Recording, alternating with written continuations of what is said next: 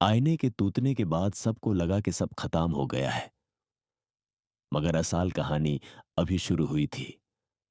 बस्ती में कुछ दिन सुकून रहा, लेकिन धीरे धीरे अजीब वाकयात शुरू हो गए। लोग कहते कि रात को उनका दूसरा उनके कमरे में चल फिरता है।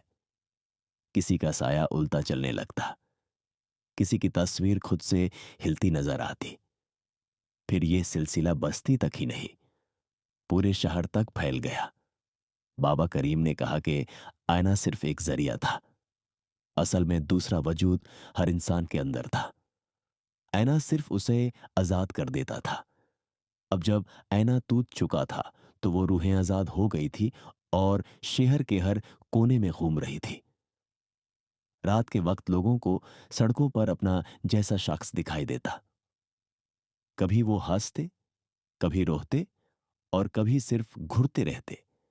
दिन ब दिन शहर खाली होता जा रहा था, क्योंकि लोग अपने घरों से निकलना छोड़ चुके थे। अली और हमजा समझ गए कि ये रूहें सिर्फ तब रुकेंगी जब उनका असल जरिया ढूंढा जाए।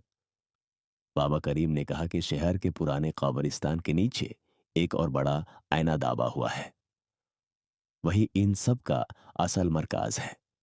तीसरी रात वो कब्रिस्तान गए। अंधेरा, ठंडी हवा और हर तरफ से फुफकरने की आवाज आ रही थी। तुम हमारे हो, हमेशा के लिए। नीचे खुदाई करते करते उन्हें एक पुराना दरवाजा मिला और उसके अंदर एक बड़ा सा आईना जो खून के लहू जैसा लाल चमक रहा था।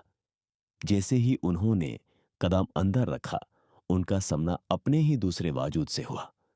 अली का दूसरा अली, हमजा का दूसरा हमजा और उनके आस पास शहर के हजारों दूसरे लोग। दूसरा अली हंसकर बोला, तुम सोचते हो कि हमें रोक लोगे? हम तुम ही हो, बस तुमसे ज्यादा सच्चे। हमजा किताब खोलता है, वाजिफा पढ़ता है। अली पत्थर उठाकर आईने पर वार करता है, मगर इस दफा आईना टूटता वापिस सब कुछ अंदर खींचने लगता है। हर दूसरा वजूद चीखता हुआ उस आईने में घुसने लगता है, लेकिन आखिरी लम्हे पर एक हाथ अली का भी पकड़ लेता है और सब अंधेरे में घुल जाता है। सुबह लोगों ने देखा कि कब्रिस्तान में सिर्फ एक आईना पड़ा है और उसमें अली और हमजा के चेहरे फंसे हुए नजर आते हैं। अब शहर के लोग उस कब्रिस्तान के पास नहीं जाते, क्योंकि कहते हैं रात को उस आईने से अब भी आवाज आती है।